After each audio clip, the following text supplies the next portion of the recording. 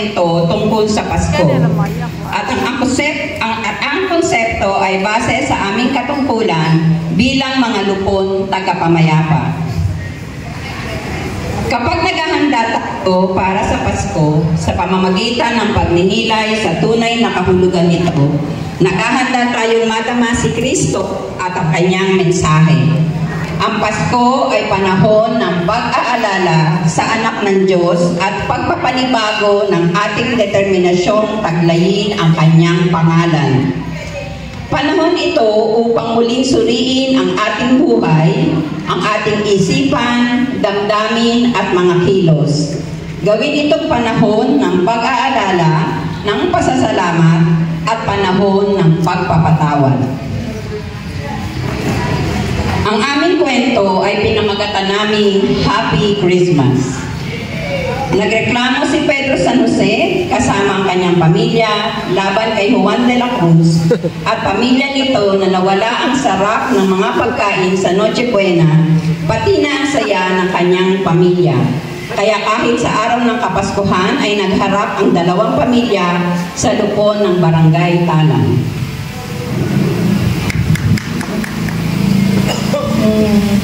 Pasensya na po kayo, kahit na araw ng Pasko ngayon ay nagpatawag po kami ng pag-uusap dito para mapag-usapan po natin ang sumbong ni Ginoong Pedro San Jose laban kay Ginoong Juan de la Cruz na tungkol po sa nawawalang sarap ng pagkain nila sa Noche Buena, pati na rin ang saya ng kanilang pamilya. Naririto po ba ang dalawang panig?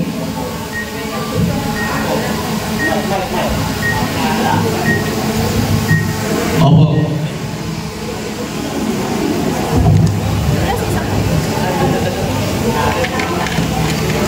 Ako po ang sinusumbong ni Kapitbahay Pedro San Jose. Narito po kami kasama ang aking pamilya. Ako po ang may sumbong. Kasama ko ang aking mga anak at sila din naman ang aking mga testigo. Okay, simulan na po natin ang ating paghaharap. Magsisimula po tayo sa nagre-reklamo. Pakinggan natin ang kanyang reklamo, pati na ang kanyang mga testigo ng kanyang mga anak. Kagabi po, habang kami po ay kumakain ng Noche Buena, nakita ko po ang pamilya ni Juan de la Cruz na nakatingin sa amin. Bukas na bukas po ang kanilang mga bintana sa tapat po ng aming hapagkainan. Nakita ko po ang aming mga anak. Wala po silang ganang kumain. May handa naman po kami at may lechon pa. Samantalang ang pamilya ni Juan de la Cruz, masayang masaya. Gayong wala namang pera ang mga yan. At wala namang masasarap na pagkain. Oo nga.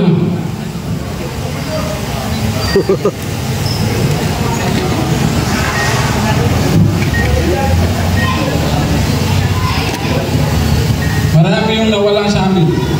Hindi nyo ba alam? Maraming pera ang aming papa. Nabibili lang lahat. Lahat ang gusto namin. Pero dahil sa inyo, nawala namin sa ngayong Pasko. Sige mga anak, sabihin nyo lahat ang gusto nyo sabihin. Sa mga nagnakaw, ng sustansya, lasa at amoy ng ating pagkain. Tama po, tatay.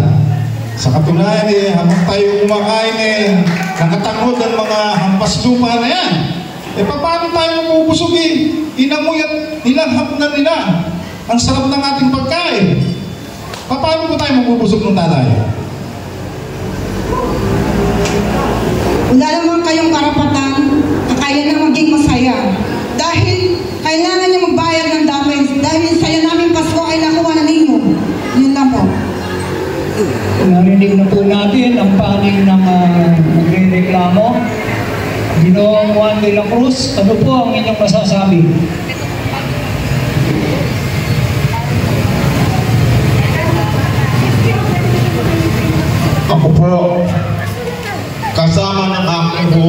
Kaluga, ay inaamin po namin na kayo ay aming mga kapitbahay.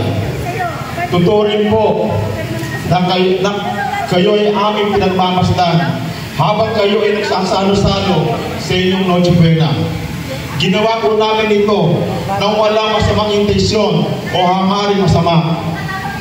Totoo rin po na kami ay mahirap lamang, hindi po kaya bumili na masarap na pagkain at mga bagong damit para sa aking mga anak. Sinadya ko po sabayan kayo sa inyong pagkain upang kahit man lang sa lasa at tingin ay maibigay ko sa aking mga anak ang naiibang uri ng Pasko na meron kayo. Inakala ko po, Ginoong Pedro, na maunawaan nyo kami. Pasensya na po. Mga anak, magsalita kayo at hindi ng paumanin sa kanila. Ginoong Pedro, patawarin niyo na po sana ang aming ama. Nagdala lamang po siya ng hangarin niya na mabigyan po kami ng masagayang Pasko. Hindi po namin sinasadya na sa aming ginawa. Kami po ay nakapabisyo sa inyong pamilya. Pasensya na po kayo. Ginoong Pedro, kami po ay wala kaming balak na agawin ang inyong masarap na pagkain at amoy. Kami po ay bilang magulang ko si Juan ay ninais lamang po niya na ibigay sa amin ang nararapat na kahit man lang sa lasa o amoy ng pagkain ay sa amin maibigay. Patawad po, Ginoong Pedro.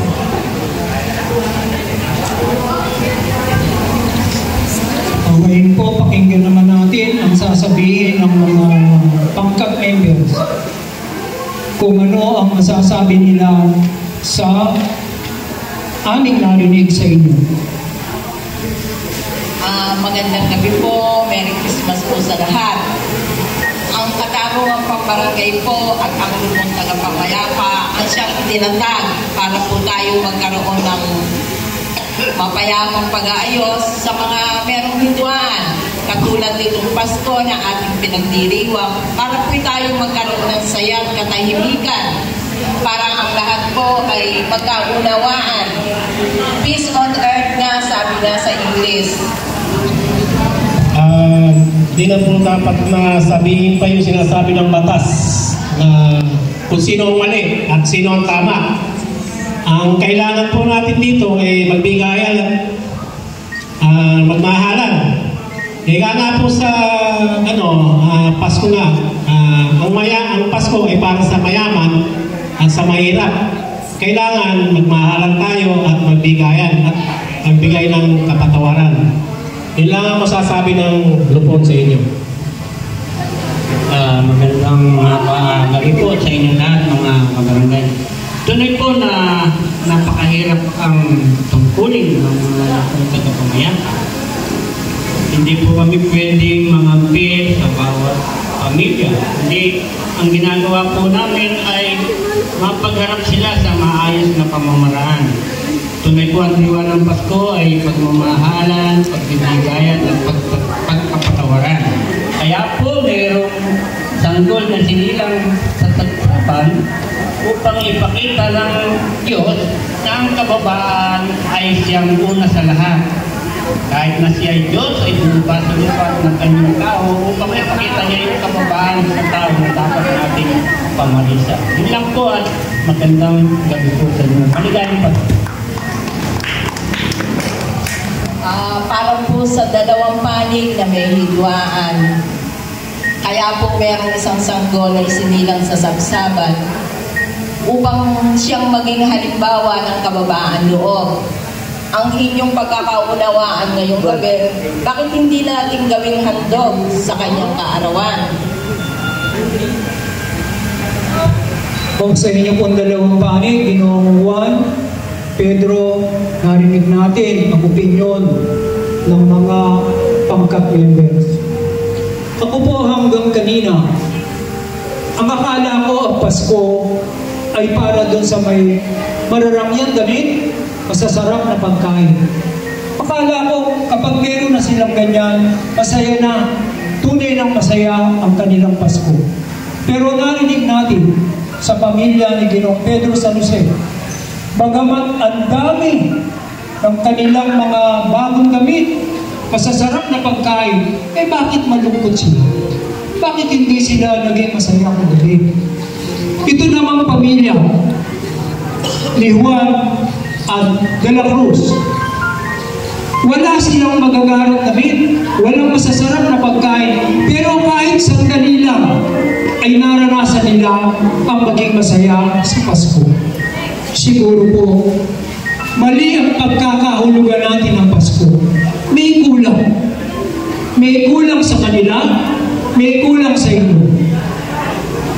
Na ang Pasko pala, hindi makukuha ang saya sa dami ng pagkain, masasarap na pagkain. Hindi ito makukuha sa marangyang mga damit. Ano kaya ang kulang?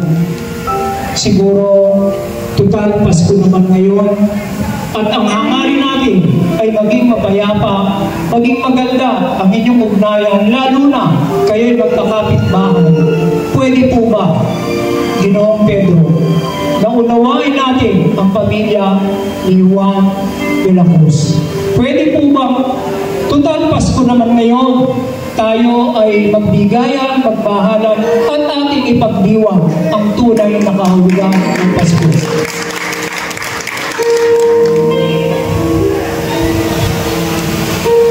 Sa aking mga anak, patawarin natin sa ngayon ay lubos ko ng naunawaan at dahil niya hindi na ninyo kailangan humingi ng espesa. Kami wala kayong kami pangayag kong dapat magpasalamat dahil nabusan ang aming mga isip sa tunay na diwa ng Pasko. Salamat sa pagmula sa aming mga mata ng tunay na kahulugan ng Pasko at pagpapatawad. Mula ngayon bukas ang aming tahanan para sa mga at hindi pa ulit para sa aming tahanan, sama-sama natin ipagdiwang. Salamat po, Ginoong Pedro. Maraming salamat po.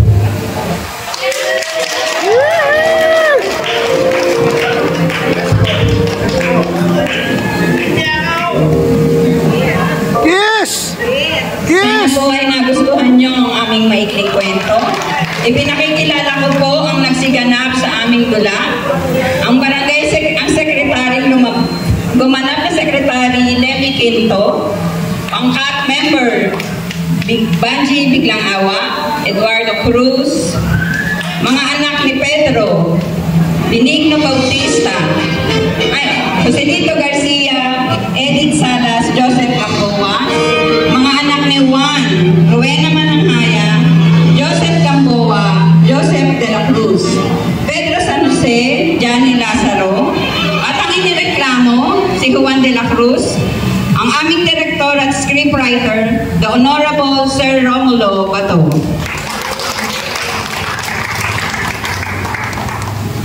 So this is Christmas.